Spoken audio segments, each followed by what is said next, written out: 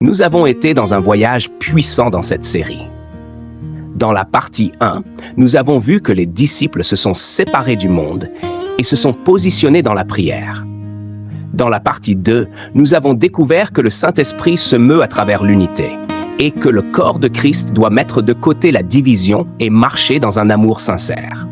Aujourd'hui, dans la partie 3, nous allons encore plus profond dans ce qui a rendu l'expérience de la chambre haute si extraordinaire. C'est le message d'Éphésiens 5, verset 21. Se soumettre les uns aux autres dans la crainte de Dieu. Le vrai réveil ne vient pas à un peuple orgueilleux. Il vient à ceux qui sont prêts à s'humilier, à se servir les uns les autres et à honorer Dieu par-dessus tout. Si l'Église veut voir la Pentecôte à nouveau, nous devons revenir à cette posture de sainte soumission. Bienvenue, bien-aimés, dans la partie 3 de notre série, comme au jour de la Pentecôte. Je suis tellement heureux que tu sois de retour. Et si c'est ta première fois à nous rejoindre, tu arrives juste à temps. Dieu a une parole spécifiquement pour toi aujourd'hui. Avant de commencer, je veux que tu prennes un moment pour humilier ton cœur devant le Seigneur. Laisse aller tout orgueil, tout besoin d'avoir raison, tout esprit de compétition. Viens devant lui comme un vase soumis, prête à recevoir et prête à obéir. C'est la posture qui attire la présence et la puissance du Saint-Esprit.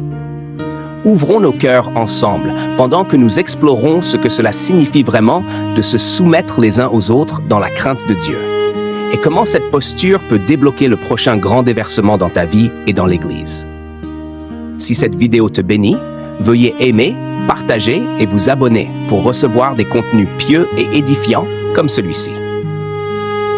Notre verset à mémoriser et texte biblique pour la dévotion d'aujourd'hui est tiré d'Éphésiens 5, verset 21, qui dit « Vous soumettant les uns aux autres dans la crainte de Dieu ».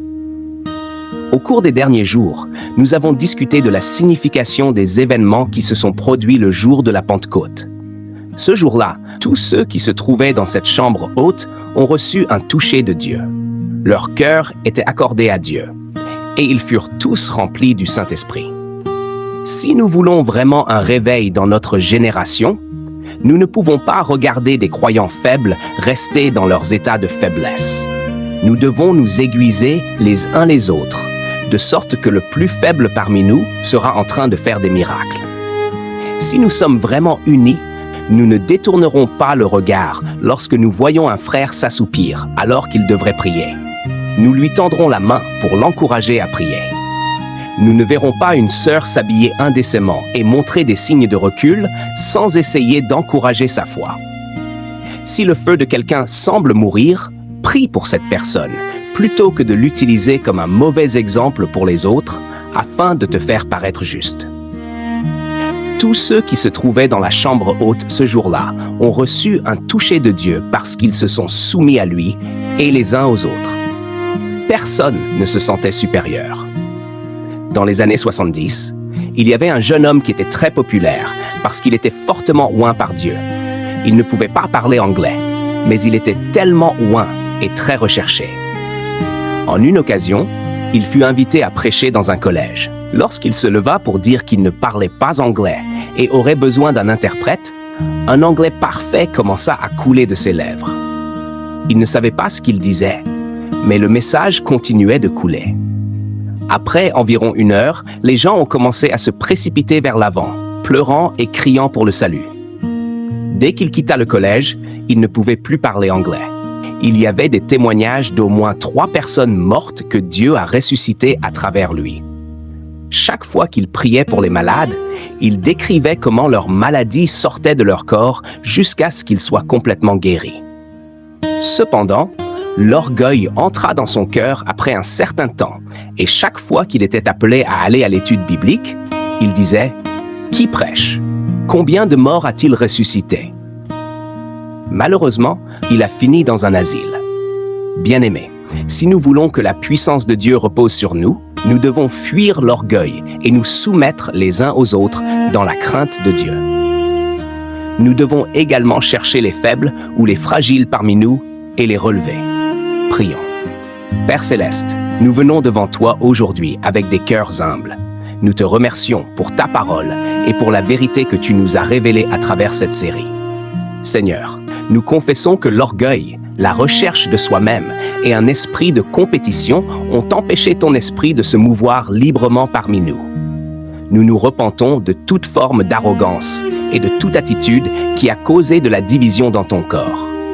Père, apprends-nous ce que cela signifie vraiment de nous soumettre les uns aux autres dans la crainte de Dieu. Brise tout esprit d'orgueil et d'indépendance en nous. Que l'humilité devienne notre mode de vie et pas seulement notre langage. Que nous estimions les autres plus hautement que nous-mêmes, comme ta parole le commande. Saint-Esprit, nous t'invitons à remplir chaque cœur soumis et humble aujourd'hui. Tout comme tu as rempli la chambre haute lorsque les disciples étaient d'un commun accord. Remplis-nous maintenant. Que le feu tombe encore. Que la puissance de la Pentecôte se manifeste dans nos vies, nos foyers, nos églises et nos communautés. Seigneur, nous te soumettons tout, nos ambitions, nos réputations, nos préférences. Fais ta volonté en nous, sois glorifié à travers nous, et que le monde voie la beauté d'une Église qui marche dans la vraie humilité et la soumission. Au nom puissant de Jésus-Christ, nous prions. Amen. Où que tu sois, et si tu veux que tes péchés soient pardonnés, répète simplement cette prière après moi. Seigneur Jésus, je suis un pécheur, pécheresse, et j'ai besoin de ton aide. S'il te plaît, viens dans ma vie et fais-en ton trône, et transforme-moi pour que je devienne une nouvelle personne. Seigneur, j'ai décidé de te suivre et il n'y a pas de retour en arrière. J'avance pour toujours et je ne recule jamais. Merci de m'accepter comme tienne, au nom de Jésus. Amen.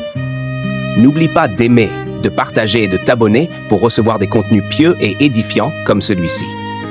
À bientôt dans notre prochaine vidéo. Que Dieu te bénisse.